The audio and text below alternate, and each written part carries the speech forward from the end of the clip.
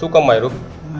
અમે બસ કાપવા ગયેલા હા તો બસ અમે કાપી લીધેલા અને બાંધવાનું હતું તો પછી આવ્યા પથ્થર મારું કરીને આવ્યા અને પડી ગયો એટલે ત્યાં જ પથ્થરો માર્યા લકડી તો માર્યા મને એટલે મારાથી નાહ્યું નહીં ત્યાંથી.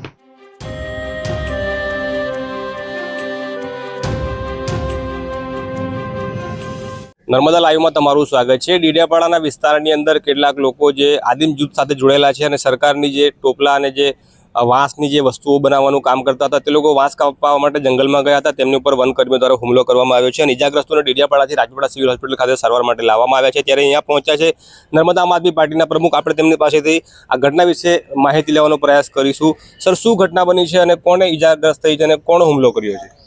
ગઈકાલે રમેશભાઈ અને તેમજ એમના ભાઈઓ અને એમના જે સાથી મિત્રો છે એ લોકો જંગલમાં વાંસ કાપવા ગયા હતા.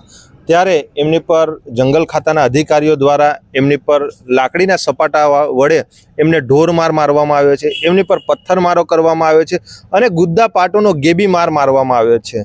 એમને ગઈકાલે ડેડિયાપાડા સરકારી સિવિલ હોસ્પિટલમાં હતા પણ ત્યાંથી એમને અહીંયા ગાડી રાજપીપળા સિવિલ હોસ્પિટલમાં રિફર કરવામાં આવ્યા છે. એમની પરિસ્થિતિ ખૂબ ગંભીર છે અને આવી દુઃખદ ઘટનાઓ ગયા વર્ષે પણ એક મહિલા જ્યારે ઢોરા ચરાવતી હતી ગાયો ભેંસો લઈને, તો એ મહિલાઓ પર પણ આ જંગલ ખાતાના અધિકારીઓ દ્વારા એમની પર લાઠીચાર્જ કરવામાં આવ્યો હતો, એમની પર હુમલો કરવામાં આવ્યો હતો. અમે આદિવાસી લોકો છે, આદિવાસી વિસ્તારમાંથી આવીએ છીએ. અત્યારે જે ભોગ બનનાર છે, જેમને ઈજાઓ થઈ છે, તમે તેની સાથે વાતચીત કરી, તેના શરીરનું નિરીક્ષણ કર્યું, શું કેવું છે તેમનું? કેવી રીતે એમને મારવામાં આવ્યા છે? એમનું કહેવું એવું છે કે 10 થી 15 જણની ટોળકી બનાવી અને જે જંગલ ખાતાના અધિકારીઓ છે, કર્મચારીઓ છે, એ લોકો દ્વારા એમને લાકડીના સપાટાઓ મારવામાં આવ્યો છે, પથ્થરમારો કરવામાં આવ્યો છે. એમનો જે ડાબો પગ છે એ ડાબો પગ પણ એ ઉઠાવી શકતા નથી, એટલી ગંભીર એમની હાલત છે. જંગલ ખાતાના જે કર્મચારીઓ છે એ વારંવાર આવી જે ઘટનાઓ કરે છે.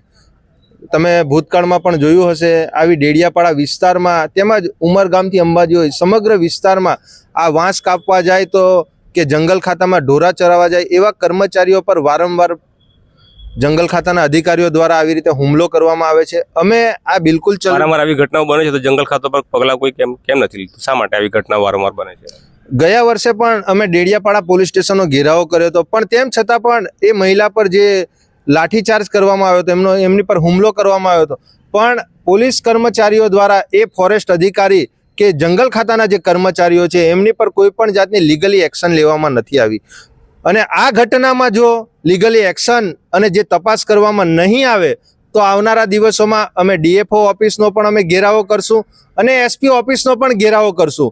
અમે જળ જંગલ જમીનમાં ની રક્ષાઓ કરીએ છીએ, અમે ગામડાઓમાં રહીએ છીએ અને સરકાર જ્યારે મોટી મોટી વાતો કરતી હોય અને મોટા મોટા કાર્યક્રમો કરી અને આ વાંસની બનાવટો દ્વારા એ અલગ અલગ પ્રોજેક્ટો દ્વારા એ વેચતી હોય, વિતરણ કરતી હોય, ત્યારે આવા જ આદિમ જૂથના લોકોને જો આવી રીતે ઢોર મારે એ અમે બિલકુલ સાખી નહીં લઈએ. તો આ હતા નર્મદા આમ આદમી પાર્ટીના પ્રમુખ કે જે ડેડિયાપાડા વિસ્તારમાં જે લોકો આદિમ જૂથ સાથે સંકળાયેલા છે. આદિમ જૂથ શું છે તમને દર્શકોને જણાવી દઈએ કે સરકાર યોજનાઓ ચલાવે છે કે જે જંગલમાં રહેતા હોય છે તે જંગલમાં રહેતા લોકો, આદિવાસી લોકો, તે જંગલની જે વન્ય પેદાશો હોય તેનો ઉપયોગ કરે અને તેનાથી જે કંઈ ચીજવસ્તુઓ બનાવે કે વાંસની ટોપલા બનાવે, સુપડા બનાવે કે જે બી કોઈ વસ્તુ બનાવે તેનું વેચાણ કરીને તેમને એક આર્થિક રોજગારી મળે તે રીતનું સરકારનો હેતુ હોય છે અને સરકારની યોજનામાં કામ કરતું હોય છે. બીજી આપણે એની સાથે જોડી દઈએ કે જે વાંસ છે તે સરકાર દ્વારા એ વાંસને છુટ્ટીમાં મૂકવામાં આવ્યું છે, એને કોઈ પણ કાપી શકે છે, એનો કોઈ ગુનો બનતો નથી. તેમ છતાં પ્રકારની ઘટના સામે આવી છે. હાલ તો જે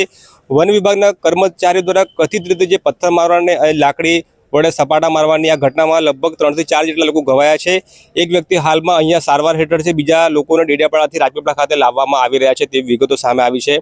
તો આ જ પ્રકારના ન્યૂઝ અને વધુ અહેવાલ માટે અમારી સાથે જોડાયેલા રહેજો.